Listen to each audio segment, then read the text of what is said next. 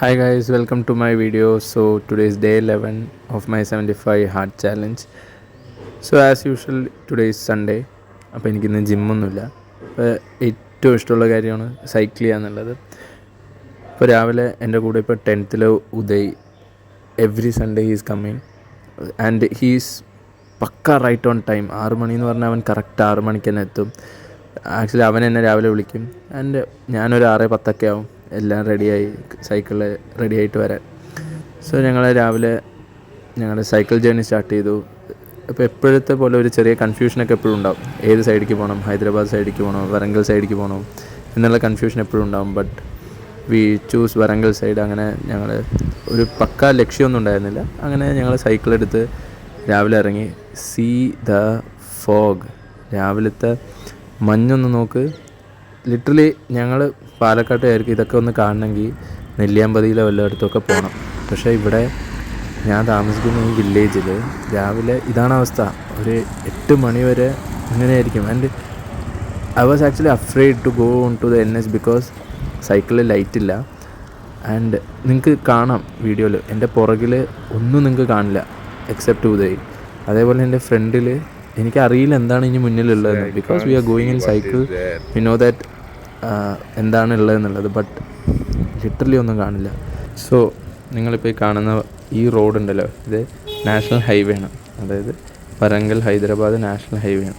അപ്പോൾ ഈ റൂട്ടിൽ ഇതിന് മുന്നേ ഞാൻ പോയിട്ടുള്ളതുകൊണ്ട് എനിക്കറിയാം. ഒരു 4-5 കിലോമീറ്റർ കഴിഞ്ഞ് കഴിഞ്ഞാൽ ലെഫ്റ്റ് സൈഡിലൊരു ചായക്കട ഉണ്ടെന്നറിയാം. ഓക്കെ, അപ്പോൾ ഇങ്ങനത്തെ തണുത്ത കാലാവസ്ഥയിൽ ഒരു ചായ കുടിച്ചാൽ നല്ല രസമായിരിക്കും എന്ന് കരുതി പൊയ്ക്കൊണ്ടിരിക്കുമ്പോൾ ചായക്കട എവിടെയാണെന്ന് പോലും മനസ്സിലാവില്ല. കാരണം നിങ്ങൾ കണ്ടോ, ഇപ്പോൾ ആ കാറ് പോകുന്നുണ്ട്. ആ കാറ് കുറച്ച് നേരം കഴിയുമ്പോൾ കാണാനില്ല. അതാണ് അവസ്ഥ.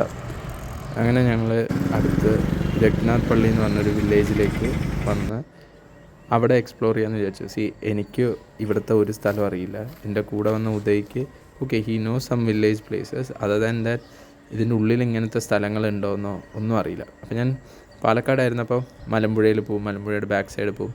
കണ്ട എല്ലാ മലകളിലും ഇതേപോലെ കയറി എക്സ്പ്ലോർ ചെയ്യായിരുന്നു. സോ അതേ ഒരു ഫീൽ കിട്ടി. ബട്ട് ഐ ഡോണ്ട് നോ ഈ ഒരു സ്ഥലത്ത് എന്തൊക്കെയുണ്ട്, ഇവിടുത്തെ ആൾക്കാർ എങ്ങനെയാണ്, അതൊന്നും എനിക്കറിയില്ല. സോ ഞാൻ ഇത്തിരി ഒന്ന് ഹെസിറ്റേറ്റ് ചെയ്തു. ബട്ട് നന്നായിട്ട് എൻജോയ് ചെയ്തു രാവിലത്തെ ഈ ഒരു റൈഡ് എന്ന് പറയുന്നത്. ആൻഡ് എവിടെയൊക്കെയോ നമ്മുടെ കേരളത്തിൻ്റെ കുറച്ച് റിസംബ്ലൻസ്, ബിക്കോസ് നല്ല പാഡി അല്ലെങ്കിൽ നെൽകൃഷി കാണാൻ പറ്റും.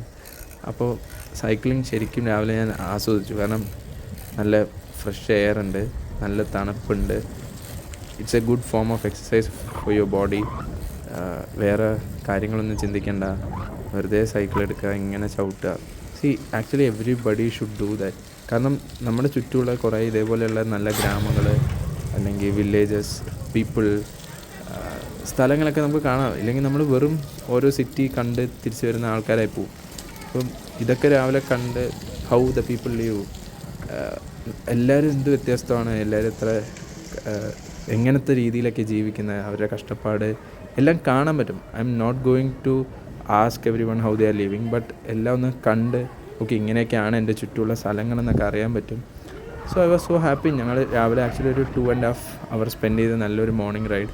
ആക്ച്വലി നിങ്ങൾക്ക് ഹോളിഡേയ്സ് കിട്ടുമ്പോൾ whatever cycle it is, try to go somewhere around your place so that you will feel happy. നമുക്ക് ഓക്കെ ഞാൻ എന്തൊക്കെ ചെയ്തു, ഞാൻ എന്തൊക്കെയോ കണ്ടു എന്നുള്ളൊരു ഫീലിംഗ് കിട്ടും. So this was my today's ride. Thanks for watching guys.